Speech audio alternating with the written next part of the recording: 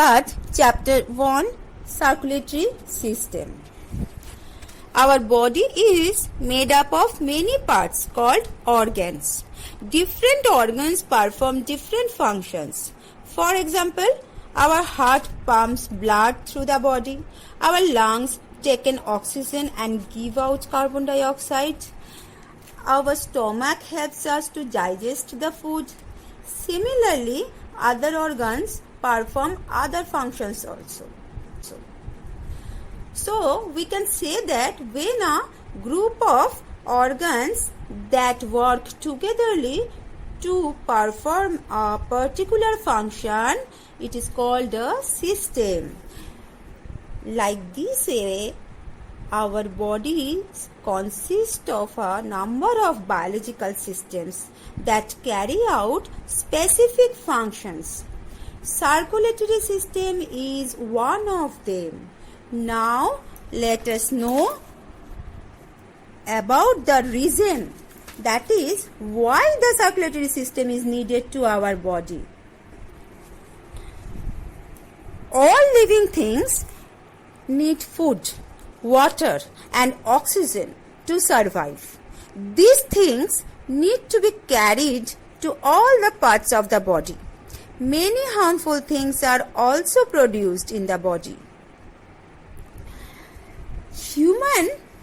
For the human being, this kind of transportation is done through a system. Humans have a well-developed system whose function is to transport these nutrients, gases and chemical substances within the body. It is known as the circulatory system. In this chapter, you will learn about the main parts of the circulatory system for the human being. The circulatory system of human consists of blood vessels and heart. In human beings, both useful and harmful substances are transported through blood. Let us discuss about the detail of these blood vessels and heart. Blood. What is blood? Blood is a red colored liquid. It flows in blood vessels. An average adult person has 5 to 6 liters of blood. Blood is composed of plasma and blood corpuscles or blood cells. RBC, that is red blood cells, WBC, that is white blood cells, and platelets are togetherly called blood corpuscles or blood cells. These cells float in a liquid that is called plasma. Generally, blood, mainly the components of blood, means WBC, RBC, platelets, all of them helps us to carry the digested food from the small intestine to all cells of the body, help us to fight against the germs, also carry the waste products to the kidney for removing out from the body. Particularly, if we segregate according to the blood cells, we can say that RBC are red in color and disc shaped. They transport oxygen from the lungs to all the cells of the body. They also carry carbon dioxide produced by the cells during the breakdown of the digested food to the lungs. And for the WBC, in case of white blood cells, that is, WBC are the colorless and irregular shaped cells. They fight against the germs that enter our body and thus protect us from diseases. And last one is platelets. How can they help us? Platelets are colorless, teeny fragments of cells. When a person gets injured, the blood starts flowing from the cut or wound. The body cannot afford the loss of the blood. After some time, a dark red clot is formed and bleeding stops. That is what? The blood clot is formed due to the pressure of platelets in the blood. So, platelets help in blood clotting.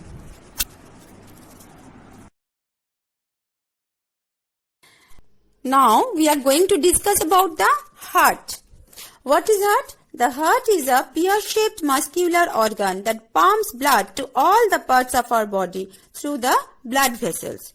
It works non-stop throughout our life. It is located between the lungs in the chest cavity, slightly tilted towards the left. Its walls are made up of cardiac muscles, which work tirelessly to keep it working throughout the life. The ribcage protects the heart from almost all injuries. Now, what are the chambers of the heart? The heart has 4 compartments. They are called chambers. The upper 2 chambers of the heart are called atria, or you can say it auricles also. In singular, it is called atrium. And the lower 2 chambers of the heart are called ventricles. All these chambers are separated from each other by walls to prevent the mixing of pure and impure blood. There are also valves between auricles and ventricles that regulate the flow of blood from auricles to ventricles. These valves work like a door which opens in one direction only. Therefore, the valves allow blood flow in one direction only.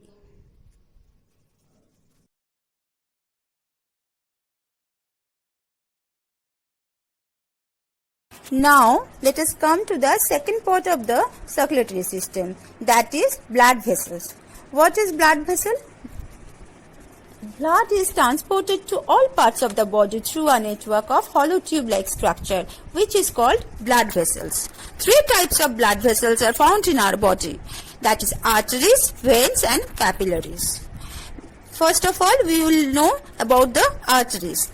What is artery? The blood vessels that carry blood from the heart to the different parts of the body are called arteries.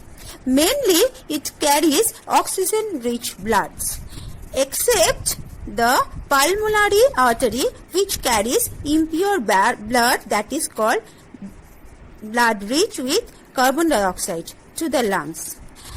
And aorta is the largest artery in our body. Next, the second portion is vein. The blood vessels that carry blood from all parts of the body to the heart are called veins.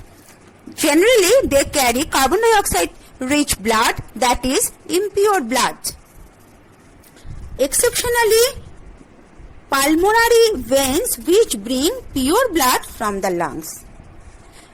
Here, superior vena cava brings blood from the upper portion of the body to the heart, and inferior vena cava brings blood from the lower portion of the body to the heart. And one more thing, the third part, that is capillaries. The thin blood vessels that connect arteries to veins are called capillaries. Well, now I am going to explain you about the blood circulation process of human heart. The blood becomes oxygen rich by absorbing oxygen in the lungs. The function of heart starts when oxygen is in blood is carried through the lungs to the left atrium of the heart through pulmonary veins. The left atrium accepts this blood which is pumped into the heart. When the left atrium contracts, the left ventricle accepts it simultaneously. The left atrium pushes the blood into the left ventricle through the one-way valve.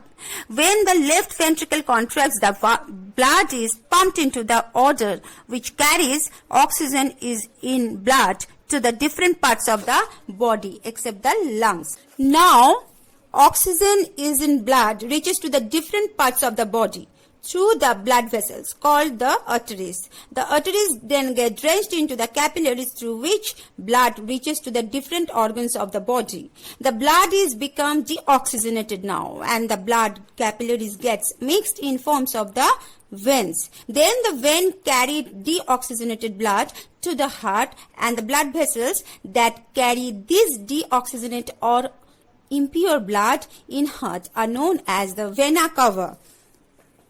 Then the deoxygenated blood from different parts of the body enters the upper right chamber of the heart, which is called the right atrium.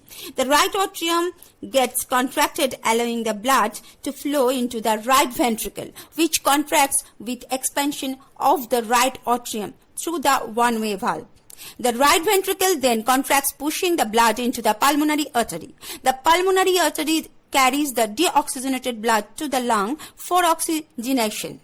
The lung oxygenates this blood by exchanging of gases and it flows back into the heart through pulmonary vein.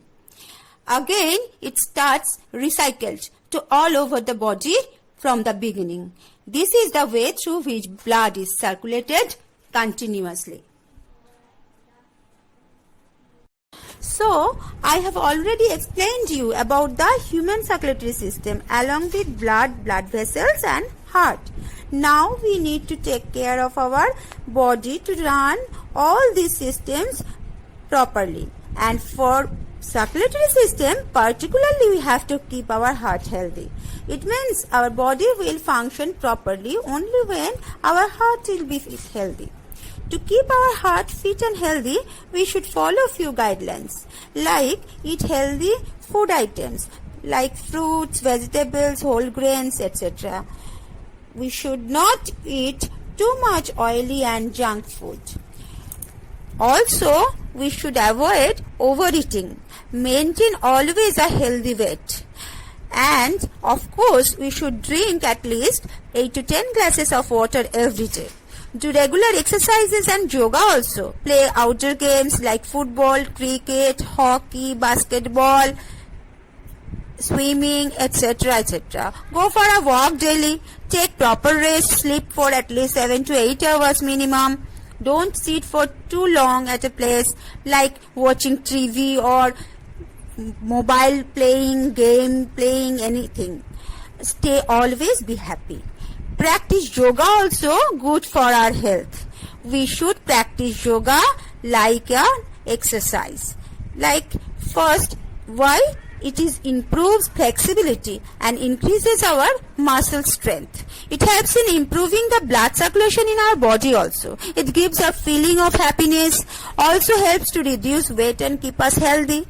Deep breathing exercise improve the functioning of the lungs and circulation of blood also. So yoga practicing is also good for our health and to stay our heart healthy.